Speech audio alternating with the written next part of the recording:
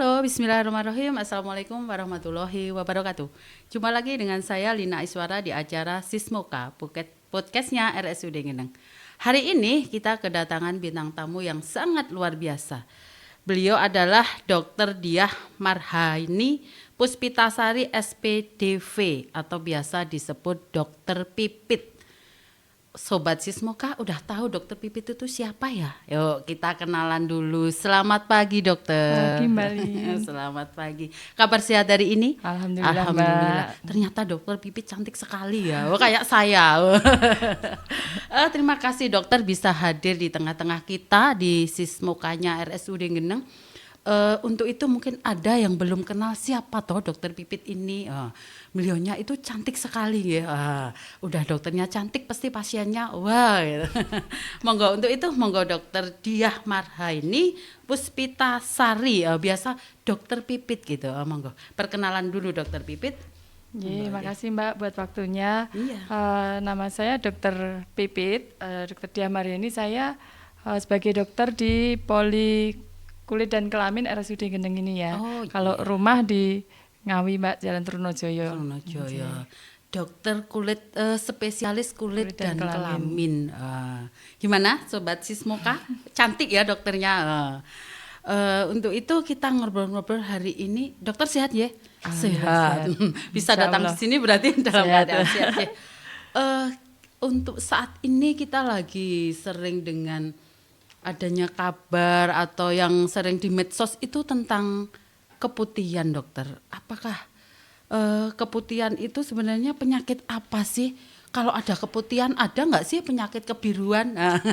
Kalau orang awam taunya keputihan itu seperti apa sih? Nah, untuk itu apa sih dokter penyebab keputihan itu sebenarnya seperti apa? Gejala keputihan itu seperti apa gitu?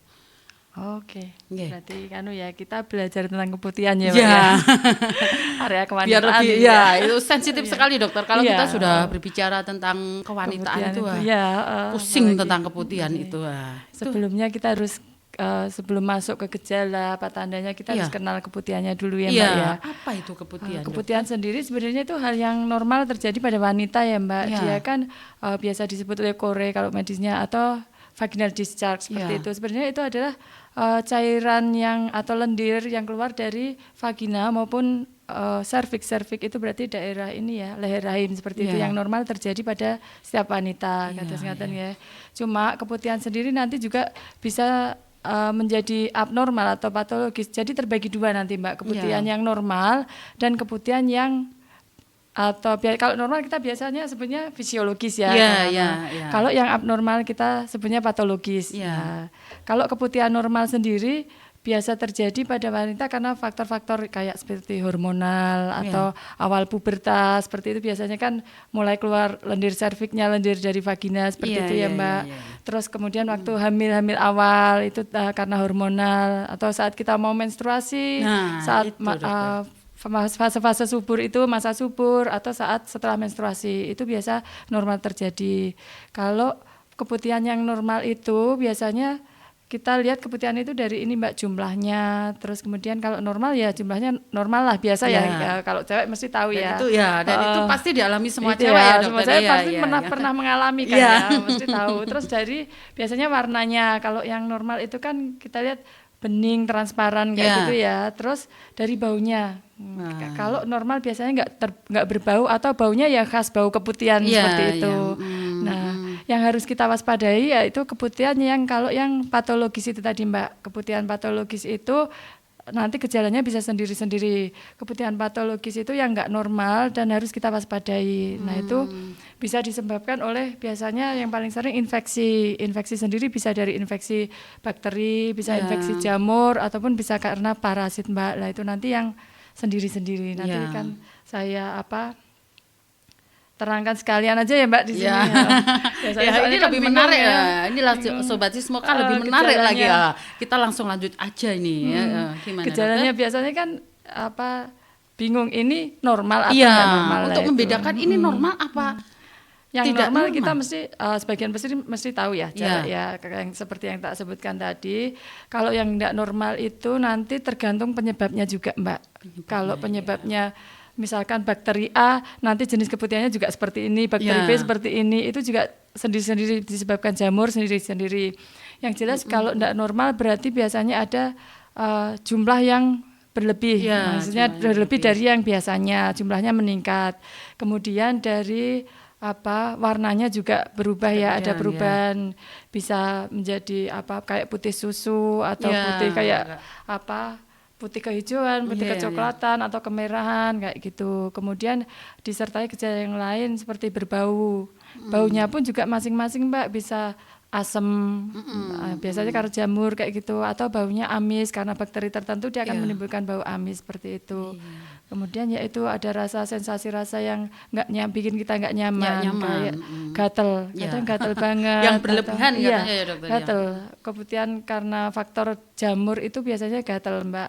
Jadi kalau karena jamur kita masuk satu-satu ya Mbak, masuk ke keputihan karena jamur itu tandanya biasanya kalau kita terjadi keputihan, terus keputihannya itu warnanya putih kayak putih susu, kayak tahu yang hancur kayak keju remuk itu Mbak, agak kental gitu ya dokter, kayak ampas tahu yang remuk kayak keju, kayak keju kayak gitu. Dan ada rasa gatal, biasanya gatal banget, biasanya mengeluh gatal sampai di dalam kayak gitu.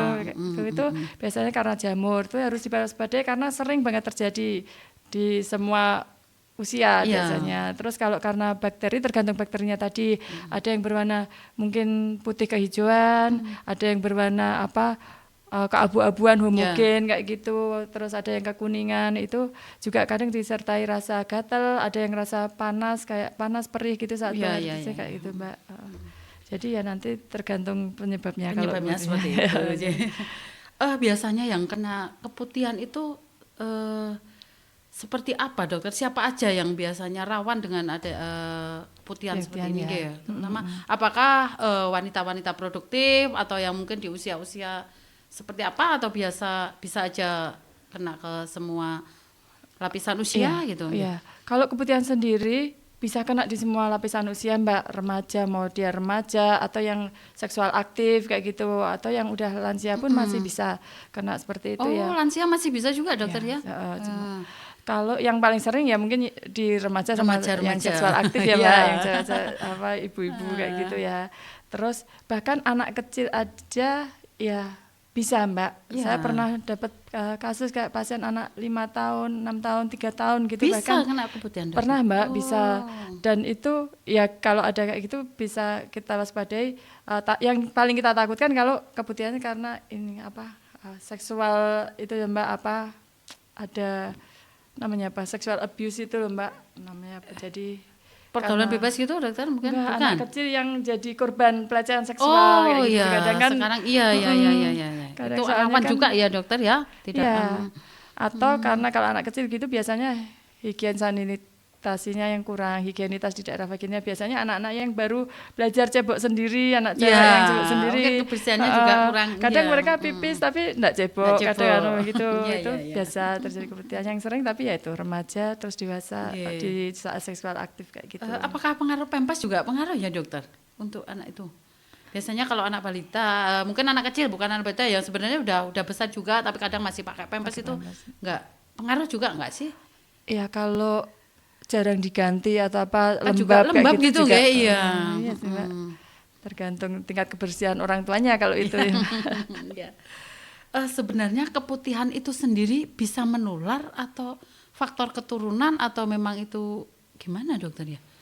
Kalau keputihan bisa karena yang pertama higienitas daerah genital sendiri ya Mbak. Kalau kurang bagus higien sanitasinya di daerah genitalnya, higienitasnya kurang, bisa terjadi keputihan yang karena bakterinya, tapi dari karena kurang bersih itu tadi. Jadi bukan karena ketularan, tapi bisa juga keputihannya karena yang ketularan kayak gitu. Pada penyakit-penyakit tertentu, misalnya infeksi menular seksual, itu kan gejalanya juga ada keputihan seperti itu Mbak, kayak gonore atau apa kayak gitu ya.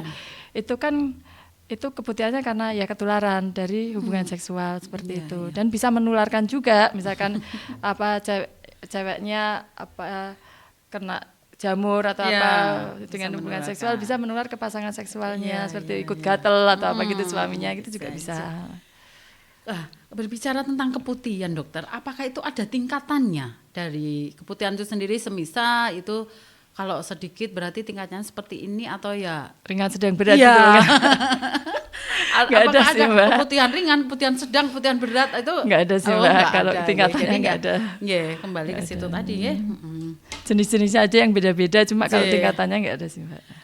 Selain tadi apa yang telah disampaikan dokter, kita harus saling menjaga kebersihan dan sebagainya itu. Adakah yang perlu dilakukan seorang wanita di masa-masa subur untuk sedikit mungkin bisa gimana biar saya nggak terkena keputihan itu, gimana dokter? Sebenarnya berarti lebih ke pencegahannya, Mbak. Pencegahan ya, pencegahannya.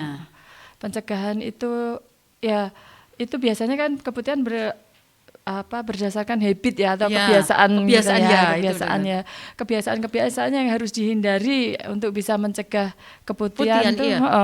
antara lain ini Mbak, misalkan yang pertama jelas ya jaga daerah kelembapan di daerah genital ya, di daerah kewanitaan itu harus ya jaga kelembapan. Terus kebiasaan yang harus dihindari ini biasanya pakai pakaian ketat, celana ketat. Itu dokter. Nah, pakai sekarang celana anak ketat. muda itu lagi Ya. ngetren-ngetrennya, wah pakainya Kalau nggak ketat nggak bagus ya, Mbak.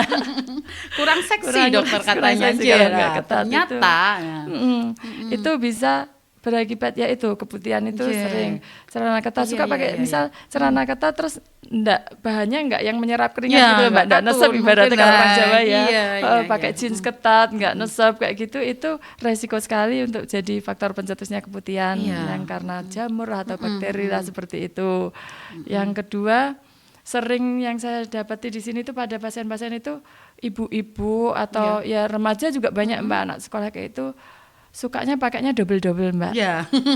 Sudah Iya, pakai dokter. rok atau Iya. celana dalamnya masih pakai legging atau Iya, short. iya. Kayak leggingnya itu yang nggak nyerap keringat. Iya. Jadi yang bahan-bahannya yang sintetis, betul, bukan iya. bahan yang menyerap. Ya itu dan itu susah banget untuk kita edukasi ke arah sana. Udah dibilang nggak usah pakai double Bu, satu aja rok aja celana longgar ini. Tapi tetap rasanya nggak enak Dok kalau nggak karena Iya. kebiasaan itu tadi. Iya, Dan itu betul, yang Dok, agak betul. susah. Terus ya itu kadang celana dalamnya apalagi kalau anak muda ini celana dalamnya tuh suka yang warna-warni renda-renda itu, lah, ya, warna-warni yang iya. dari Ya, nilon, bahannya yang nggak bahannya katun nggak- full itu. Mbak, bahannya yang nggak menyerap keringat. Nah, itu merupakan faktor resiko. Iya, Terus iya. kalau yang lain ya ini Mbak kebiasaan ini juga pemakaian sabun atau sabun pembersih vagina Iya, lah itu atau sebenarnya sabun. boleh apa enggak sih dokter? Kalau secara medis sih kita nggak anjurkan Mbak. Kalau Oh, cewek iya. sebenarnya kalau mau cebok cuma cukup dengan air mengalir aja. Air mengalir, air bersih, Air bersih, air gitu. mengalir. Iya. Karena apa? Pemakaian Iya. sabun-sabun pembersih vagina atau Iya. sabun antiseptik lah atau apa Iya. kayak gitu ya. Itu akan mematikan kuman baik. Jadi istilahnya di vagina di daerah genital kita itu ada yang namanya flora normal, Mbak. Flora normal itu dia memang ada di situ. Bakteri-bakteri baik istilahnya kayak Iya. gitu ya. Flora normal yang memang ada di situ dan tujuannya untuk menjaga kelembapan di situ, untuk menjaga apa sebagai ibaratnya tentara lah Mbak di situ ya, jaga pintu kayak Iya. gitu. Kalau dengan pemakaian sabun yang sering terus-menerus setiap Iya. kali cebok pakai sabun atau pewangi atau apa kayak gitu di daerah vagina, kuman jahatnya memang kuman patogennya mati Mbak, tapi kuman yang flora normalnya ikut Iya, mati. ikut Kalau mati. itu udah mati, ibaratnya di situ udah nggak ada tentaranya, Ya. toh makanya kan nanti gampang ada kuman Iya. jahat masuk lagi, gampang masuk jamur bakteri kayak gitu, jadi Iya. itu yang Betul dokter. Kalau kita ada selama ini kalau dokter menangani pasien ya, misalnya dia sudah pernah terkena keputihan, sudah diobati, sudah sembuh, apakah hal itu bisa terulang lagi? ya bisa. Bisa lagi ya, karena dengan kalau gaya lihat- hidup mungkin yang lihat penyebabnya dulu kalau Jadi karena memang misalkan higienitas kurang Higienitas dia kurang. bisa memperbaiki Iya. diri nggak, kalau nggak memperbaiki ya sama aja kan berulang terus, atau karena faktor menular seksual kayak Iya. gitu, kalau masih pola diulang hidupnya lagi, seperti itu, ya, bisa kena jadi lagi, akan kena lagi oke. kayak gitu. Nah, ini dokter, kalau kita selama ini itu sebenarnya mitos atau fakta? Kalau kita makan mentimun ya dokter. Nah, kalau di masyarakat awam itu katanya Iya, makan mentimun nanti bikin keputihan. Nah, jangan makan itu mentimun, sebenarnya kalau jangan makan dari nanas, sudut kayak gitu ya, pandang Mbak. Dokter Pipit seperti apa? Itu Enggak sebenarnya sih Mbak, itu mitos saja kalau Yo. itu. Enggak ada hubungannya Sobat sebenarnya. Sismoka nggak apa-apa makan timun ya. Nggak apa-apa. Nggak apa-apa, berarti kalau mau rujaan makan timun Nggak masalah, diperbolehkan. nggak usah Ya. takut makan timun kalau cewek-cewek. Kalau kita orang awam dokter itu kadang bingung juga katanya nggak boleh banyak makan timun nanti bikin keputihan. Nah, ternyata nggak juga ya. mitos Dari saja, timun Mbak. itu sendiri nggak ada Zat khusus yang bikin keputihan gitu itu nggak ada enggak, juga karena ya, kan dokter. dari penyebab keputihan yang tadi sudah kita Iya. bahas kan jelas ya Mbak penyebabnya apa-apa aja kan kayak gitu. Bila terjadi keputihan dokter, kita harus berobat kemana? Ya kalau keputihan yang jelas yang pertama enggak tangani dulu tapi kebersihannya perbaiki dulu ya Perbaiki Mbak. dulu, Kalau ya. kita kasih Itu obat sebenarnya kalau kebersihan dari kita juga ya, dokter. Nah, dari iya. yang minimal dari diri sendiri Iya. kebersihannya itu dulu. Iya. Kalau enggak ada perbaikan ya mungkin tetap harus ke dokter ya, bisa ke dokter umum, dokter spesialis kulit atau dokter kandungan juga bisa biasanya. Nggih. Luar biasa nggih. Nggak usah bingung. Pokoknya yang penting buat sobat Sismuka semuanya jaga kebersihan. Iya. Makan mentimun boleh loh ya. Boleh. Ingatlah tadi sama dokter Pipit tidak ada mentimun itu kandungan apa yang menyebabkan keputihan tidak ada. Jadi besok rujukan lagi ya makan mentimun gitu. Tips sederhana dari dokter Pipit supaya kita terhindar dari keputihan apa? Ya tadi Mbak yang intinya jaga kebersihan kebersihan. daerah genital, Iya. nggak usah pakai pakaian ketat-ketat Ketat, yang double-double atau apa, terus apa cara cebok yang benar. Iya. Kadang salah cara cebok kita yang sering itu arahnya dari anus ke vagina itu kan vagina malah itu masukin sebenarnya- kuman kan Mbak. Iya. Harusnya dari Yang vagina benar ke dari arah vagina ke arah anus itu belakang, ya. Terus gitu. nggak usah lah pakai Nggih. cewek pakai pewangi-pewangi atau apa-apa daerah situ kayak gitu lah. Kita tadi setelah ngobrol ternyata ada Sismuka yang sobat Sismuka yang bertanya, Dokter Pipit itu prakteknya di RSUD Ngeneng setiap hari apa jam berapa dokter? Oh siap. Ya, tadi ngobrol Boleh, panjang lebar iya, ya. kalau nggak tahu jam prakteknya Iya, ya, sampai Mbak. lupa Iya. ini tadi. Kalau mau ketemu saya bisa Senin sampai Jumat. Iya, Senin Di- sampai Jumat. Ya, di jam 9 sampai dengan 11.45 Mbak Iya, di RSUD Ngeneng. Nggih. Senin sampai Jumat dari jam 9 sampai jam 11.45. Nggih. Terima kasih Dokter Pipit buat waktunya hari ini nggih.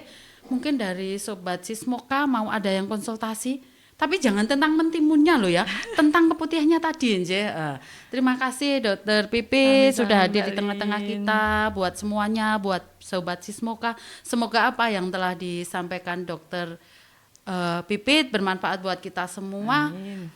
Terima kasih dokter, salam Mbak, sehat buat sama-sama. semuanya, salam sehat buat teman-teman di Sismuka. Semoga kita selalu dalam lindungan Allah, kita selalu dalam keadaan sehat dan semoga selalu bahagia. Salam dari kami untuk jenengan semua. Sismuka.